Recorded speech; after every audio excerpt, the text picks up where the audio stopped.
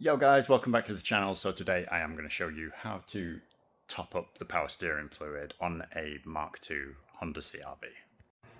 So to pop the bonnet, you want to go in through your driver's door, and then just down to the right hand side there is the bonnet catch there. If you just pull that and then walk around to the bonnet, and if you lift that up, there is a little latch just here that just wants pushing up, and your bonnet stay is there, and that goes up into that hole there. So once you've got the bonnet opened up, it's fairly simple. So you just want to be stood at the side, at the front of the engine, and to the left here is your power steering fluid, and the lid literally just is pushed in. It's just a push fit lid. It helps twisting it, but you don't have to.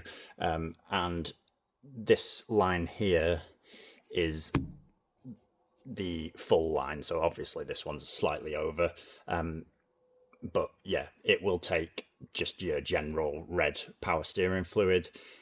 So yeah, that is how to top it up. You just fill it up through here until it gets to this line, and then once it's at that line, it's full. So if you have run it dry and it has run out of fluid, there is a chance it'll have air in it. So what you want to do is get it to the line, start the car up, rock your steering wheel left to right. It'll push all the air out of the system. Turn the car off, let it sit for a second, and then come back and check it. And if you'll probably find it will have gone down a little bit because it will have pushed all the air out of the system. So you'll need to top it back up again. But if it has run dry, you've obviously got a bigger issue. So that is how to top up the power steering fluid in a Mk2 Honda CR-V. I will stick a link to the right power steering fluid in the description down below, but if that has helped you, make sure you leave a like on the video, and I will catch you in the next one.